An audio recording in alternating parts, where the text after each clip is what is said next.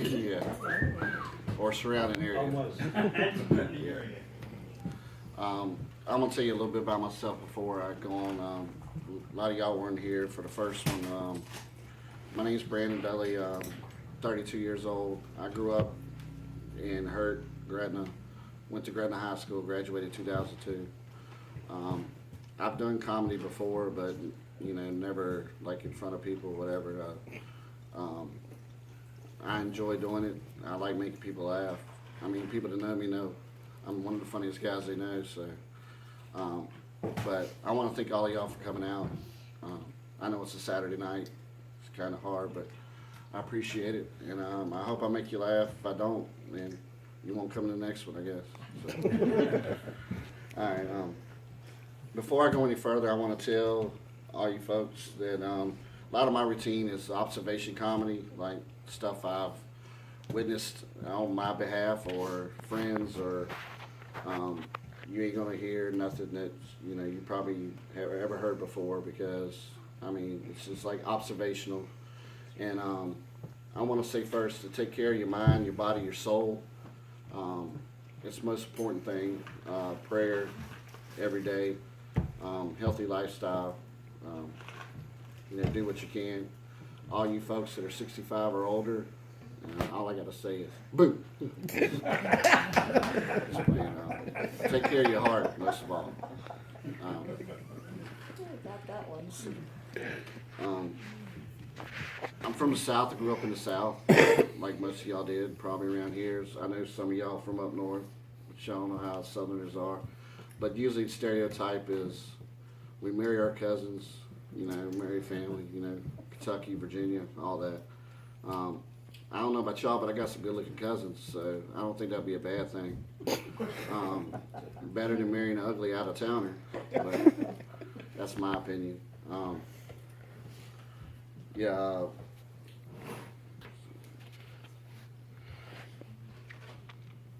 I don't see why that'd be the worst thing anyway, seeing that they're already accepted by the family, so you ain't gonna worry about that. People make fun of other people based on what region of the country they're from. Northerners, Southerners, doesn't matter. Stupid people are everywhere. You don't have to look no further than your own backyard. I myself was out looking in my backyard and I locked myself out. But if I consider myself stupid, I can only imagine what the next generation is going to be like. Thanks to everything now, everything's internet or becoming technology. Paper's becoming a thing of the past. Today, if you need toilet paper, all you gotta do is hit print. You get everything on the internet now. You don't have to leave the comfort of your home. I've gotten to the point where I feel need to start buying shoes online. Shoe shopping is the worst. I don't know if you've ever been to Payless store in Lynchburg. They're okay if you go in the morning when everything's all nice, neat, and organized. But if you go in the evening, it looks like Three Stooges had a shoe fight. Lids, boxes, shoes strewn all over the place. You could walk out with a brand new pair of shoes and no one would ever care. I used to prefer a Foot Locker where I could just walk in and point at a pair of shoes on the wall, have the guy go in the back and mess around for about 20 minutes. Comes back with a box and says to me, I have a 12 and I have a 9.5. When I asked him for 11. But I'm sure the 9.5 would hurt my feet because last time I wore 9.5, both my feet hurt constantly. Or maybe I can get the 12s and just stuff the extra newspaper they give you into the front of the shoe. But if I could find one, that is. Maybe I could buy those tube socks over there they got for $7. Size says they fit size 6 through 12, and just flap the unused portion under the front of my feet. Would that be a recommendation, Mr. Referee? Blow your whistle twice if you agree. Another thing I hate about shoes is constantly tying them. No matter what shoe I buy, they always seem to come untied. And then there's always that one person that seems like to spend all day staring at your feet until your shoe's untied. I always come back out with them like something funny, like, yeah, I'm a master of a martial art. It's called tie one shoe. Then if they get real lippy, I just fling my shoe at them and hit them in the face. Shoes are expensive. Everything's getting expensive. I took my family to a movie last week, I wanted to stay consistent with my bad choice of financial decisions. So I took him to a movie. It cost me $60 just to get in the door, and that's before the wonderful snack bar and the deals they have there. My nephew was like, "Hey, I was wanting something from the snack bar." I'm like, "Go ahead, get something. I don't care. Your uncle will figure something out." I guess I had to start selling blood or something. $4 for a box of goobers. $4 for a box of goobers. I did the math. That's 23 cents a goober. I guess you are what you eat in that deal. That wasn't the bad part. Bad part was when I get my drink. I wanted to get a 44-ounce soda. It was what they call a large. It said $5. You want a deal like that, you usually got to go to Disney World. But the guy goes, "Sir, did you know for 25 cents more you can get a 64-ounce soda and free refills?" Some of y'all can see where I'm going with this. If you could drink a 64-ounce soda and you need a refill, you're drinking way too much soda. Quit while you still have a pancreas. If you can palm your drink, you don't need. If you can't palm your drink, you need a smaller drink. That's way too much.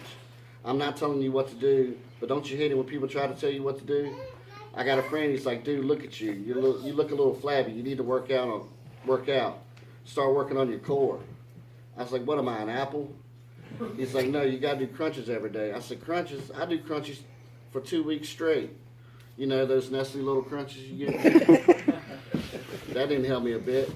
And I bought an ab lounge. It works. I'm up to 3 lounges a day. I can't help myself. I love to eat. And then there's this place called Taco Bell. Talk about a house of worship. That's a wonderful place. You ever notice how it's a good idea walking in, but it's always a bad idea walking out? Like, man, what do we do that for? Is there a live animal in my stomach? I was like, "You drive, dude. I can't even make a fist." What am I still? Then you start chewing. You realize, what am I still chewing on? Is that an onion? Oh, it's a gummy bear. Where did that come from? Then you leave Taco Bell and you have to walk over to Walmart to get some Krispy Kreme donuts. Y'all don't act like I'm the only one. I don't care if they can't spell crispy or cream. Those things are good. It's like eating a baby angel right there. Well, I'm getting older, so I guess I'm supposed to start eating healthier. You know, maybe become a vegetarian. I wonder if 2 vegetarians fight, is it still called beef? And everybody's telling me to drink diet. Anybody here remember the first diet soda? I was at work one day and I had never heard of it, but I work in a nursing home. For people that don't know, I'm a cook. And this woman, she came back to the kitchen and she had, I guess, a drink called Tab. I don't know if y'all ever heard of it. But she brought me a 6-pack after I gave her a glass and told her, you know, you're more than welcome to have this. We stopped selling sodas at the nursing home, so they have to bring in their own soda. Well, she brought me a Tab, and I had never heard of it. So I asked, you know, some of the older people there, I was like, you know, what is this? And they was like, it was the first ever diet drink. And I said, so I decided to try one. It tasted like carbonated Epitac. Sure, it's easy to lose weight when you're dry heaving all the time. Then they tell you can't eat eggs, you gotta eat egg substitute. And that really freaks me out. Like, where are those eggs coming from? What kind of chicken lays those eggs? They come out plastic? Like the Easter Bunny? And I was grocery shopping the other day and I saw rice milk. I wonder how they're getting that. Guess you have to have really small fingers. Come back in a year and I'll have you a cup. But most of all, what really upsets me is I can't eat bacon. I love bacon. I put bacon in my cereal. And then there's this thing called turkey bacon. Turkey bacon, like how? Are pigs and turkeys really hooking up now? I mean, what's going on the farm these days? Gobble, gobble, oink, oink? I don't think so. I'm open-minded, but that ain't right. You ever notice when you cook turkey bacon, it lays flat. It doesn't even crinkle up like real bacon. It's like eating a meat-filled roll-up. But the thing about my biggest problem, and I don't know, most of y'all have it, is candy. I love candy. Halloween's coming up. It's right around the corner, 2 weeks away, and it's all about getting candy. Trick or treat's about getting the good candy, not the bad candy. And I know y'all know what I'm talking about when you get bad candy. Like when I was a kid, like homemade popcorn balls. You ever get wax lips and think that's a treat? And whatever happened to those wax bottles with liquid in them? I never knew what was in those, but I used to eat them. Transmission fluid, I think. No wonder we having health problems when we get older, drinking battery acid out of those wax bottles. Worst of all was that brown taffy and that orange paper. It tasted like peanut butter and hair. But you had to eat it because your dad always took the good candy. You didn't have a choice. Anyone here have their dad take all the good candy? You come out of your room after changing your costume and he's on the couch in a sugar coma.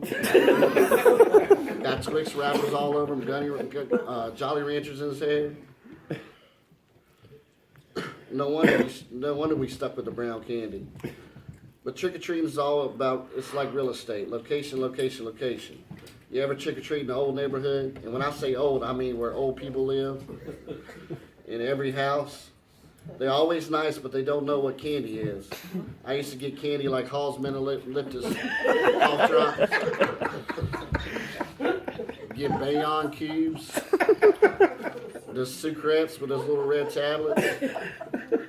Those red tablets you used to chew to see where you didn't brush your teeth. They stain your teeth red for a year. Looks like you got punched in the mouth. They didn't know what candy was, and my mom used to always say, "What do you say, Brandon?" Thank the old lady. What I wanted to say was, "You messed up. You need to get a clue. You need to get a clue, woman. Green beans is a candy." I hated trick or treat. And we was in the middle class, so we never got the plastic pumpkins. No, we had to use a smelly pillowcase. Worst part of trick or treating. Like, I don't know what the smell was coming out of them things. Like, smell like aqua velvet and something else. Just put the candy in the bag, woman. A mixture of Old Spice and armpit, I don't know. But being a comedian, people always ask me where I get my jokes from. Let's say something funny. I wonder if any other occupation deals with that. Like, you're a doctor, take out my appendix. Or you're a realtor, come over when I'm not ready.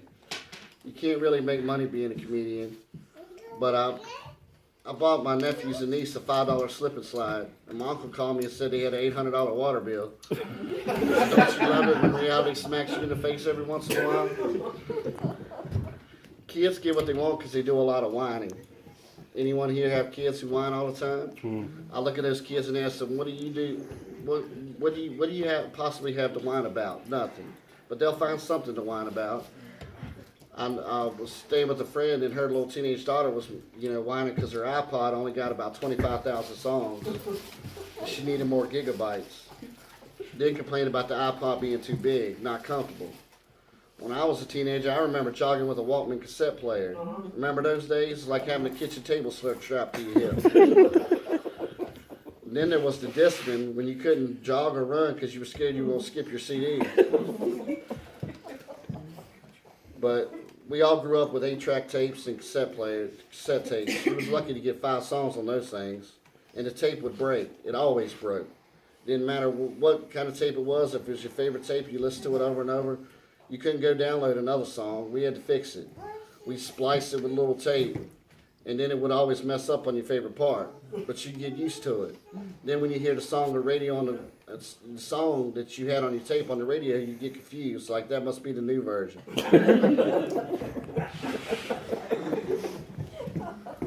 But kids make up stuff to whine about. That's what makes me so crazy. They'll invent things. The other day I was hanging out with a friend, and their mom made them a full balanced breakfast. You know, the kind you see on the cereal box. It took her 2 hours, but she did it. And she was like, "Kids, come eat your breakfast." So I go sit in the living room, watch TV so they can eat. And later I hear this, "Ah!" So I run in the kitchen asking what's wrong. Kid goes, "There's pulp in my orange juice." "You bought the orange juice with pulp in it, Mom. Get it out." I was like, "Oh my God, did I miss a meeting or something? When was there a pulp choice? You don't want the pulp, scoop it out yourself." I guess pulp was like kryptonite to kids. If I ever want to be alone in my room, I could just put pulp around the door. Here's another example of whining. A couple years ago, we went to Kingston Dominion with my friend and her kids, and she spent $500 in one day. Driving home, I hear crying in the back seat, like, "What's the problem, sweetheart?" She says, "Billy's dad took them to Disney World this week, a whole week." How ungrateful is that? Like, they need a new theme park and call it Third World. See how they like that. Send them there for a few weeks, bet they come back grateful. "Daddy, I want a Happy Meal. Bet you'd be happy to get a meal. Keep walking." "Daddy, there's Mickey Mouse." "No, that's just a giant rat. Run." Don't get me wrong, kids are great, but sometimes you just want to, I don't know. We drove past the Holiday Inn one time and it said kids stay free on the weekends. Well, when we got back Monday, they were fine.